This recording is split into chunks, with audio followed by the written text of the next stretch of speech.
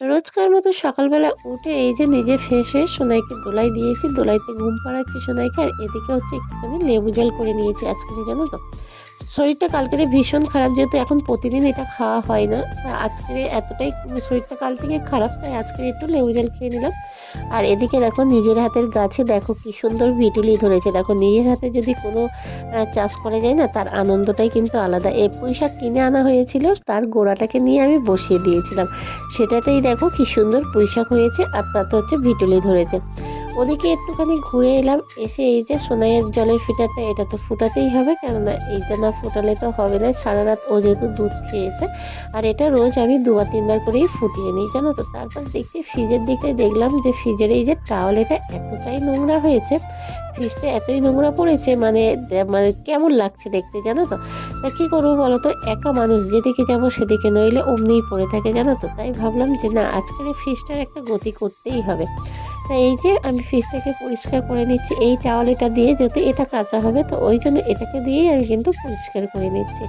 আর এদিকে সোনাই ঘুমাচ্ছে, আমার একটু আরও সুবিধা, যেহেতু সোনাই ঘুমালে কাজ করতে বেশি সুবিধা হয়। এদিকে কিন্তু আমার মাথায় চিন্তা আছে যে আমার হচ্ছে দোকানে বেশ কিছুটা কাজ আছে, জানো তো, আর্জেন্ট কাজ আছে, সেগুলোকে আমার করে দিতে হবে।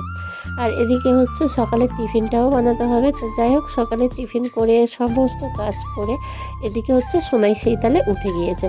সোনাইকে নিয়ে আমি এই যে রোদে দিচ্ছি দেখো ঘরের পাশে, কেননা প্রচণ্ড হচ্ছে বাড়ির ভিতরে ঠান্ডা, জানো তো, এত ঠান্ডা যে সোনাই মানে ঠান্ডাতে একটু কান্নাকাটিও করছে। ওই জন্য ভাবলাম যে একটু রোদে দিলে তাহলে ওরও শরীরটা একটু ঝরঝরের মতো হবে।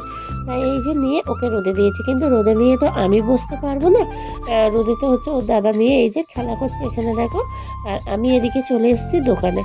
দোকানে এই যে কত কাজ আছে, এইগুলো আমি কালকেরে মাল কিনতে যাবো বলে এইগুলোর আমি স্যাম্পেল বের করেছিলাম, সেগুলোকে আর তোলা হয়নি কাল থেকে, জানো তো। কালকে সোনাইও ভীষণ জ্বালাচ্ছিল, আর আমারও শরীরটা খুব খারাপ ছিল। তো এই যে দেখো আমি চলে এসে আমি বেশ কিছুটা কাজ করে নিয়ে তারপরে কিন্তু আমি রান্নার দিকে আবার যেতে হবে, জানো তো, রান্নাটাও তো আমাকে করতে হবে। তো যাই হোক, ভিডিওটা ভালো লাগলে লাইক কমেন্ট শেয়ার করে দিও, আর চ্যানেলটা কিন্তু সাবস্ক্রাইব করতে ভুলো না। আর ভিডিওটা ভালো লাগলে কিন্তু ভিডিওটাকে প্রচুরভাবে তোমরা কিন্তু শেয়ার করে দিও। টাটা।